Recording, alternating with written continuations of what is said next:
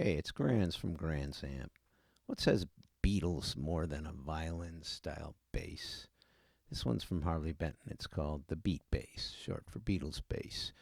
Customer brought this in. It had round wound strings on it. He wanted flat wound strings. And so ran into a couple of things. One, the slots in the trapeze tailpiece that holds the strings weren't quite big enough for standard ball ends. And then the other thing is, boy, you need Beatle bass length bass strings. Not short scale, not long scale, but Beatle bass strings. Here we go. Okay, not even sure if you can see this, but I just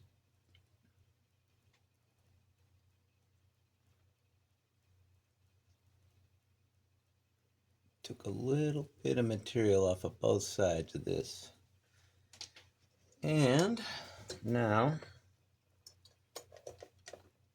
it slides right in there. Just gonna check out the other strings and maybe do the same thing before I start locking these down.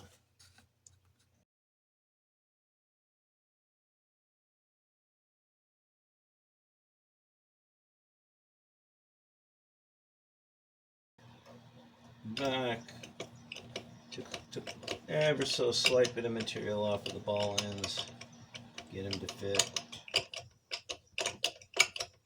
past the decorative piece in the trapeze bar.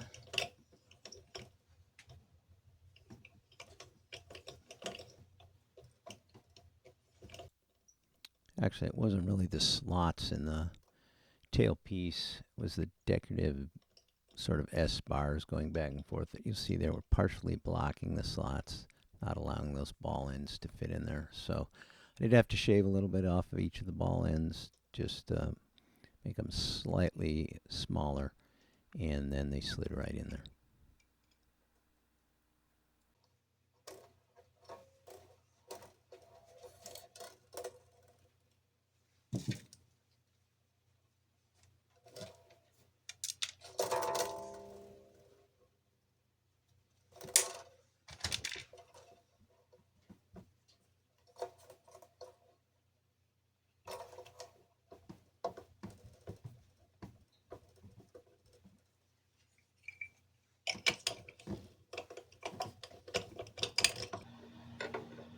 Be too much to ask for, wouldn't it?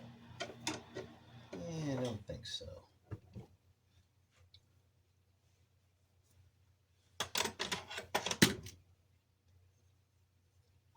No, because Fender is not metric. Okay. It's probably a 4 then. Yep. Okay. You want to just loosen it up just a touch.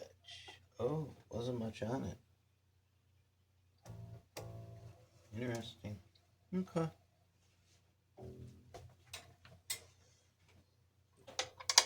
Actually, the truss rod in the Beat Bass is a two-way truss rod, so I quickly figured that out. So I didn't have to push past where it felt like all the pressure was off, and then add a little bit of bow to the neck.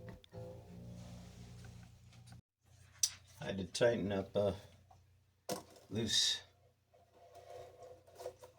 tuning head there. I didn't get it on video, but I had to go find the wrench.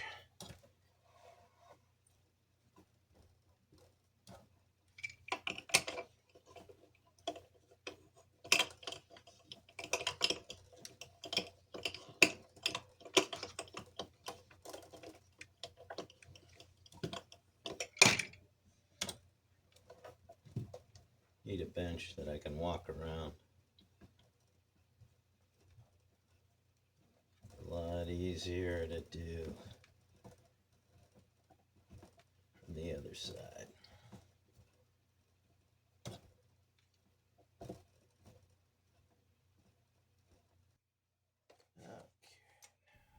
So after getting the relief in the neck right, you'd think it would be easy to just string it up and get it going. Well, with the floating bridge, it takes a little bit of finessing to get everything in the right place.